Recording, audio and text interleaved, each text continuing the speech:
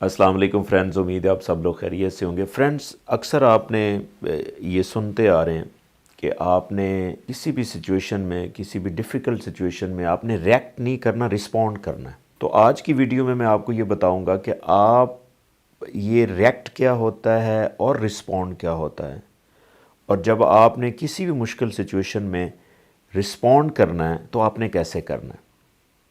इसको मैं आप लेमैन लैंग्वेज में समझाने की कोशिश भी करता हूँ। देखें, रिएक्ट का मतलब होता है कि कोई भी आपके पास फ़र्ज़ करें मुश्किल सिचुएशन है, तो आप सोचे समझे बगैर अगर उसको आंसर करते हैं तो उसको हम रिएक्ट कहते हैं।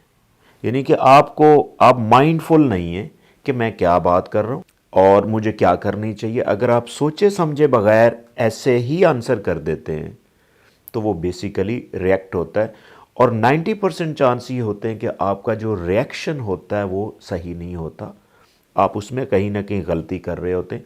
हाँ, कुछ चांसेस होते हैं भी हैं कि आपका जो रिएक्शन है वो यूजुअली ठीक भी होता है, लेकिन ज़्यादा चांसेस ये होते हैं कि वो आपका जो रिएक्शन है वो नेक्स्ट पर्सन के लिए सही नहीं होता, और ऑब्वियसली आपके लिए भी फाइनली सही नहीं होता। आपके रिलेशनशिप ख़राब होते हैं, आपके लिंक ख़राब होते हैं, आपको बाद में एम्बैरेसमेंट होती है, आपको रिग्रेट होता है।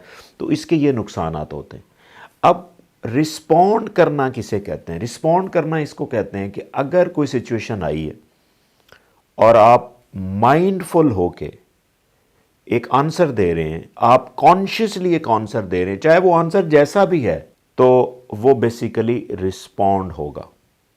अब रिस्पॉन्ड करने की जो एबिलिटी होती है लोगों में वेरी करती है।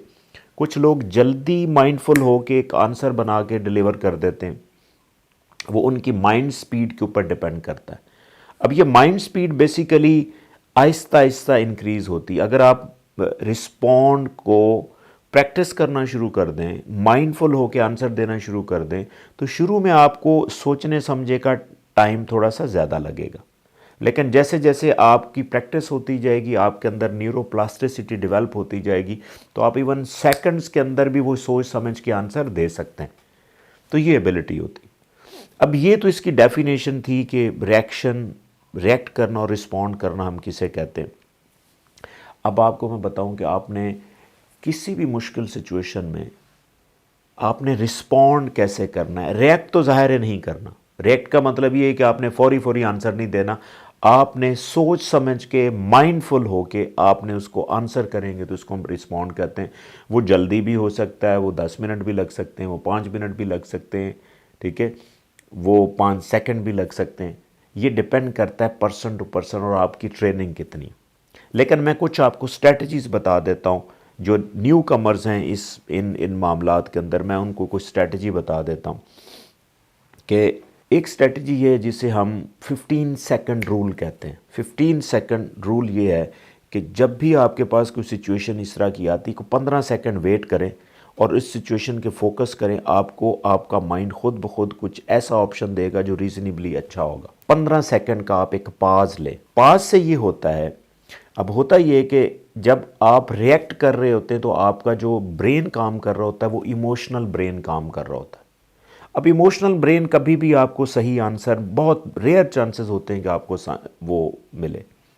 लेकिन जब आप पाज लेते हैं, 15 सेकंड का हो, माइंडफुली वो 5 सेकंड का हो, तो उससे क्या होता है कि आपका जो लॉजिकल ब्रेन है, थिंकिंग ब्रेन है, वो एक्टिव हो जाता है। जब वो एक्टिव होता है तो आपको वो प्लान करके देखता है कि आपने इस सिचुएशन में बात क्या करनी है, कहना क्या है। वो आपका लॉजिकल ब्रेन एक्टिव हो जाता है। इसको हम 15 सेकंड रूल भी कहते हैं, या सम टाइम लोग इसको 5 सेकंड रूल भी कहते हैं, क्योंकि with the passage of time यही टाइम आपका कम भी हो सकता है अगर आप इसको प्रैक्टिस करते हैं। तो एक तो ये सिचुएशन है। दूसरा, आप एक और मैं आपको स्ट्रेटजी बताता हूं कि आप एक सिचुएशन ही चेंज कर लें, आप एक स्टेट चेंज कर सकते हैं। फॉर एग्जाम्पल, आप किसी भी मुश्किल सिचुएशन में अगर आप खड़े हैं तो आप बैठ जाएं, बैठे हैं तो आप खड़े हो जाएं, या अपनी फिजिकल स्टेट चेंज करें, क्योंकि फिजिकल स्टेट चेंज करने के अगले अगले को 50 सेकंड तक होता क्या है कि आपका जो इमोशनल ब्रेन है वो सबसाइड हो जाता है, आपकी स्ट्रेस कम होती है और आपका लॉजिकल ब्रेन जो है वो एक्टिव होता है, जिसकी वजह से आप अच्छा प्लान कर सकते हैं। आप इस तरह फिजिकल पास भी दे सकते हैं।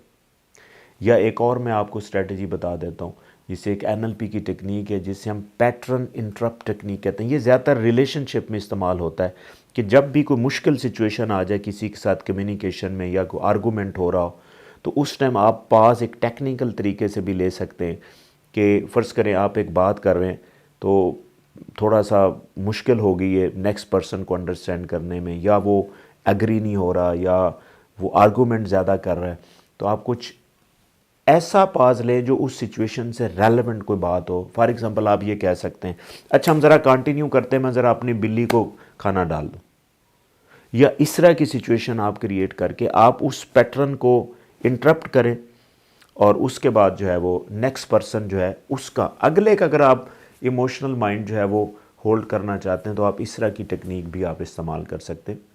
मैं इंशाल्लाह ये जो NLP की टेक्निक है किसी और वीडियो में ज़्यादा एक्सप्लेन भी कर दूंगा।